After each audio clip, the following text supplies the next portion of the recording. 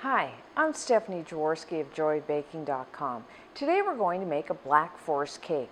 This is a delicious combination of chocolate cake, cherries, and whipped cream. We're going to start by making the chocolate cake. This is, I'm going to make a chocolate genoise, which is a type of sponge cake. And its light and airy texture will really absorb the cherry syrup that we're going to brush the cake with.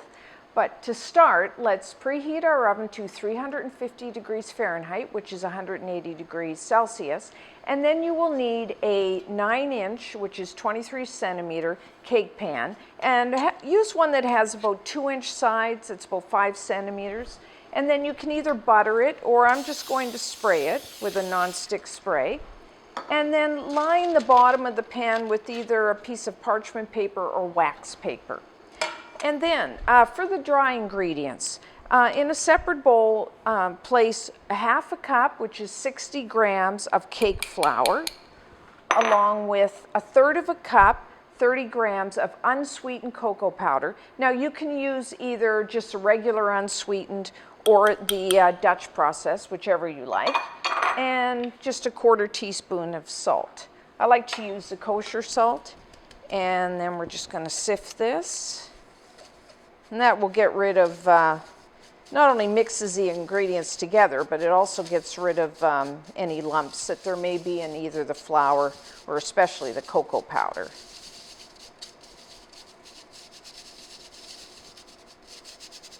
Okay, put that to the side. And then, a genoise is a little different than a regular sponge in that we're going to heat the eggs with the sugar.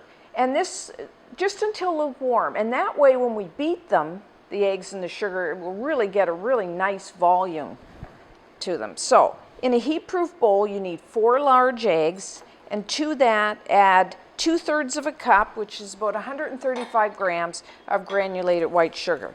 And just whisk this together. Now we're going to put this over a saucepan of simmering water. Now, we want to just heat them to lukewarm, which will take about 3-5 minutes. And you want to whisk constantly, because what we don't want to do is cook the eggs, and then we'll have scrambled eggs. So just keep whisking. And then what I do is I just take a little and then just put on my inside wrist, and you just want it to lukewarm. Okay. Our egg mixture is now nice and lukewarm, so take it off the heat.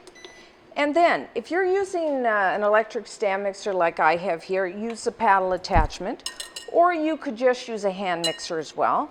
So just transfer that into your mixing bowl.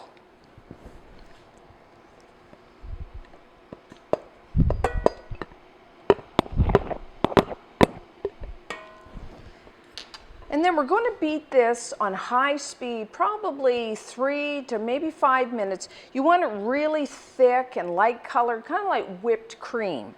So that will take 3 to 5 minutes. And while we're doing that, take 3 tablespoons, about 40 grams of butter, and you need to melt that. Now you can do that either in the microwave, which I'm going to do, or you could just do it on the stove as well.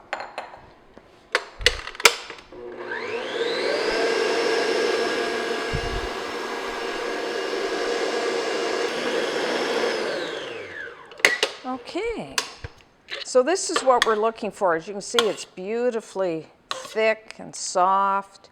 And see how when I raise the beater, it kind of goes down and then slowly melts into the rest of the batter, the ribbon? That's what you're looking for, like whipped cream. So next, we're just going to flavor this. 1 teaspoon of pure vanilla extract. And try to use the pure, it's better flavor than the imitation ones. And just beat that in.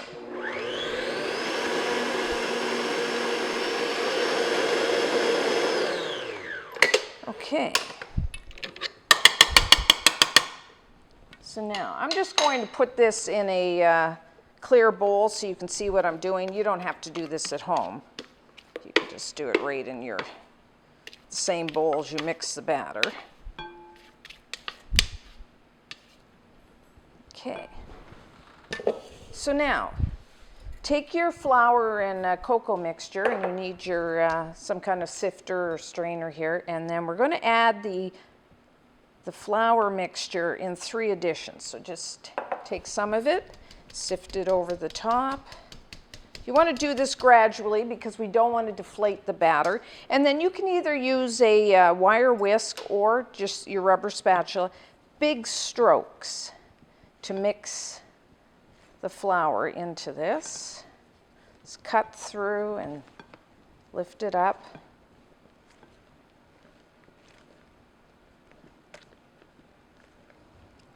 And then sift a little more.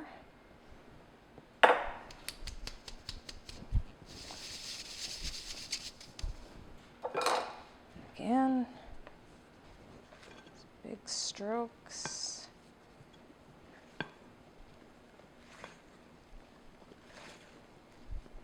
Make sure you get down to the bottom of the bowl. And the final.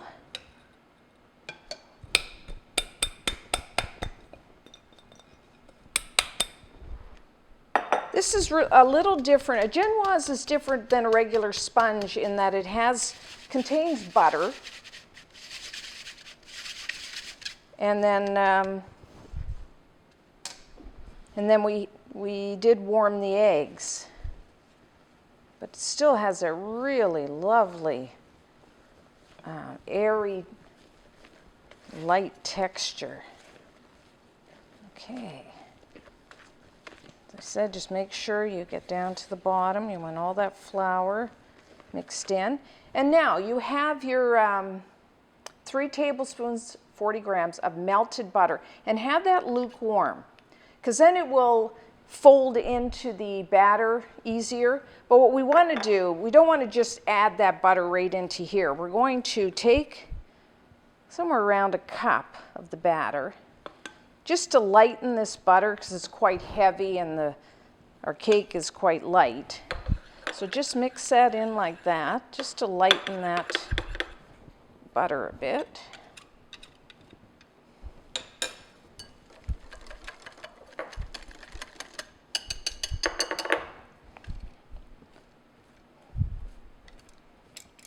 And then just add it in.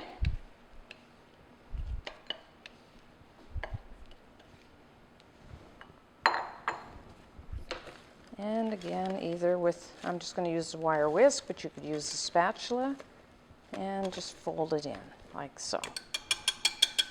And there's our batter. Okay, so pour it into your cake pan.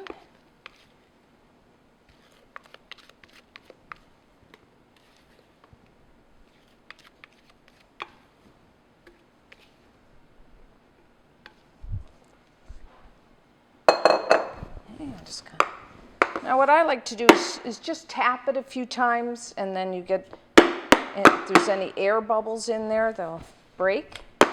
And then in your oven, about 20-25 minutes. So what you're looking for is when you touch the cake, it'll spring back. A toothpick inserted into the center will come out clean.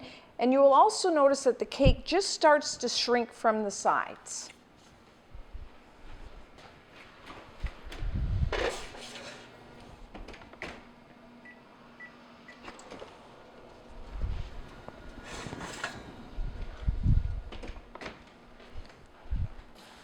Okay, so our chocolate genoise is now done. As you can see, if I press the top, it springs back. A toothpick inserted into the center does come out clean.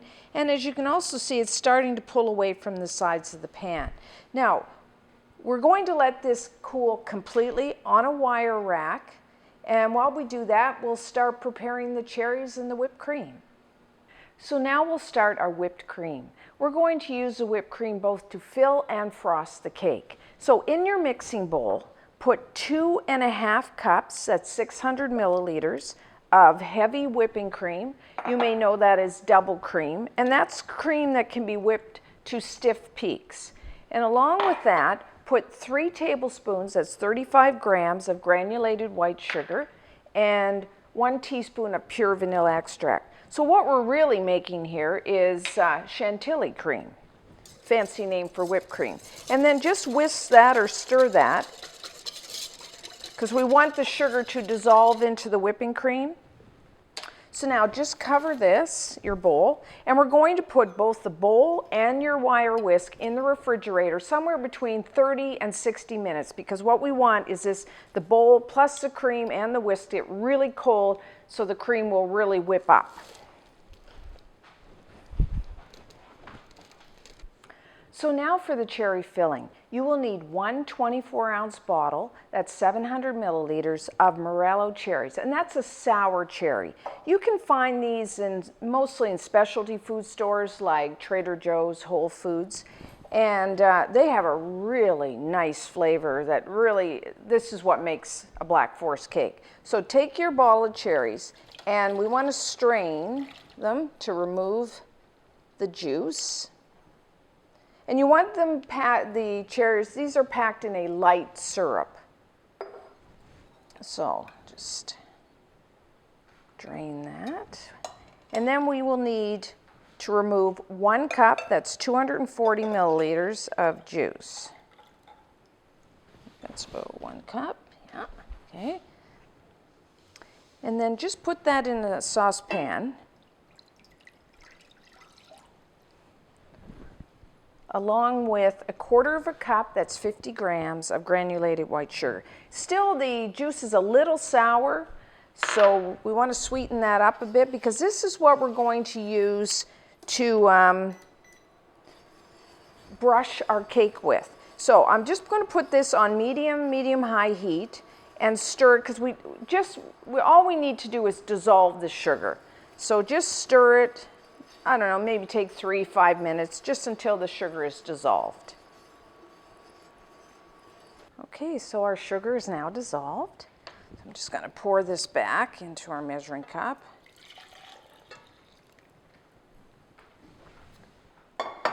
And to this, I'm going to add 2 tablespoons of kirsch, which is a cherry brandy.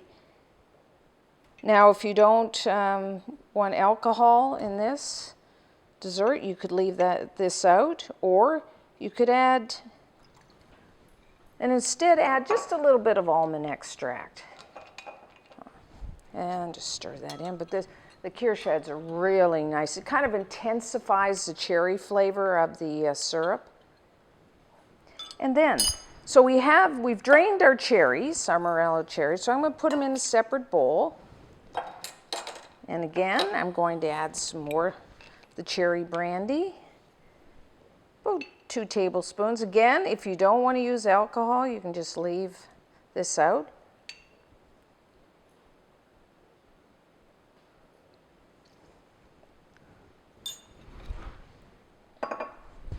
Okay, and just toss that. And we're going to leave this, and next we'll cut the cake. So now we're going to cut our cake into 2 layers. If you can use one of these cardboard cake rounds if you want. You can find these at like cake decorating stores or Joann's, Michael's. You don't absolutely need it, but it makes it easy to work with the cake. And then just put on your serving plate. Or I'm using, if you have one of these turntables, it makes it easy to frost and cut the cake, but you don't absolutely need one. So then, we're going to cut the cake into 2 layers. You need a sharp, long knife. It's good if you have a knife that's longer than the diameter of your cake, but again, it's not necessary. And then, I just put my one hand on and top of the cake, and then just eyeball to half. And then, now we're not going to cut all the way through. What I'm going to do is just work my way around the cake. Just cutting in a bit. Just eyeballing about halfway. And then, once I'm all the way around, then I start cutting in, as I work my way around the cake, cutting in a little more and a little more.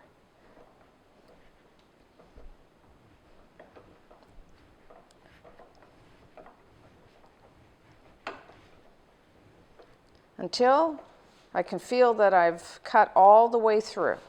And then have your knife in the center of the cake and flip. And there you have it. So, as you can see, this is a really nice, porous, light, fluffy cake. So it's really going to absorb our cherry syrup. So you will need at least a quarter of a cup. I mean, we don't want this drenched, but we want enough to soak the cake so it has a really nice cherry flavor. So just kind of somewhere like quarter, maybe a third. So I just use a tablespoon to do it. And then I want to get the outside, so I just use a pastry brush to get the outside here. So I don't want to slop too much over the sides.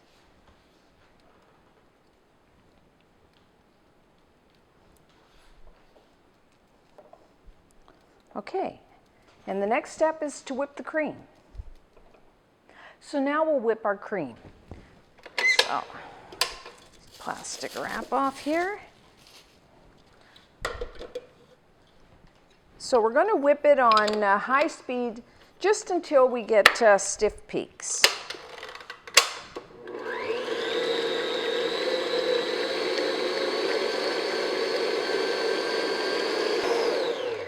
Okay, so this is what you're looking for. Nice stiffly beaten cream. So next we'll assemble the cake.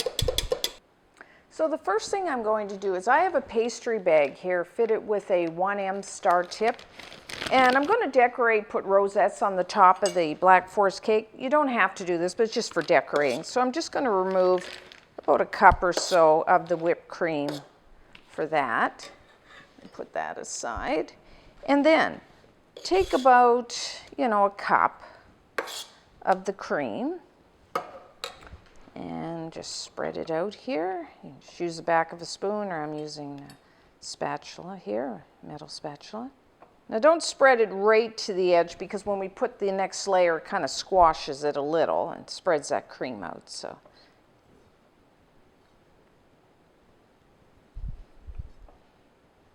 Okay.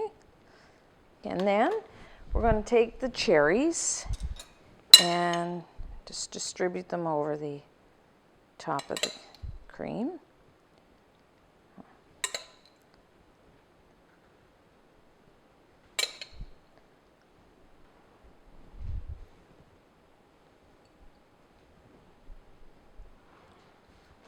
Okay, and then we need to again use our syrup to soak the top layer of the cake.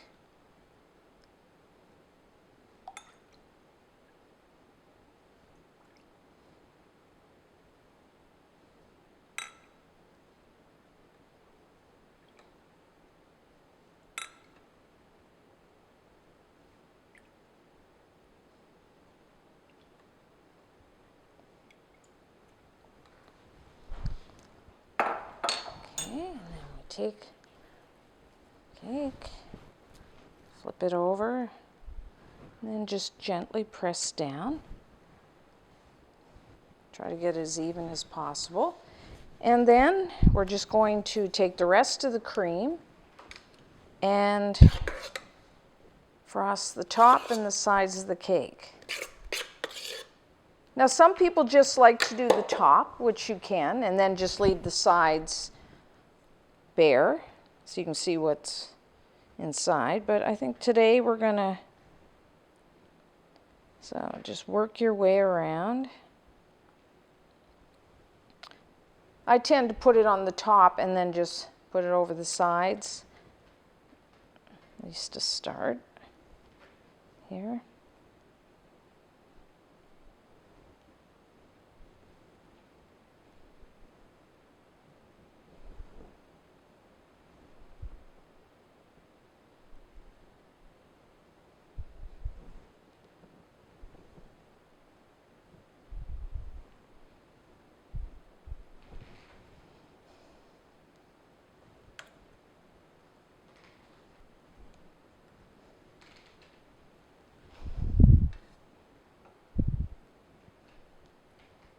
Okay.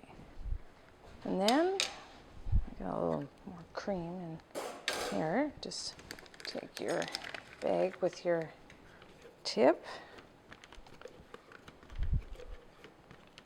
Like I said, you don't have to do this. Kind of just added touch.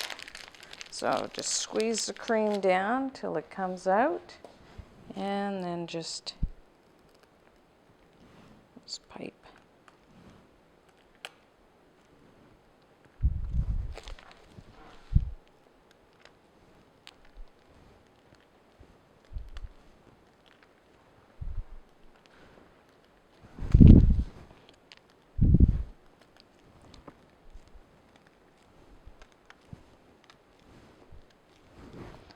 Okay. And then if you have some fresh cherries, or you could even use some maraschino cherries, get some nice ones here. Just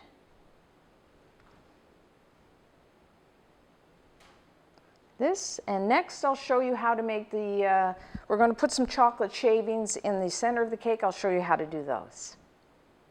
So now for the chocolate shavings that we are going to put in the center of the cake, like that. So what you need is just a bar of chocolate and a sharp knife, and then you need to, I kind of use my body as to stop the chocolate from moving, and then you take your sharp knife in your hands like this, and then just run it along the chocolate. Pretty heavy pressure. Sometimes it breaks, don't worry about that. And then you get the shavings. Try not to use your hands because it melt the chocolate. So just using your body. Or the other way is you can kind of, if you have a small piece of chocolate, you can just put your thumbs here and again just run it. Like so.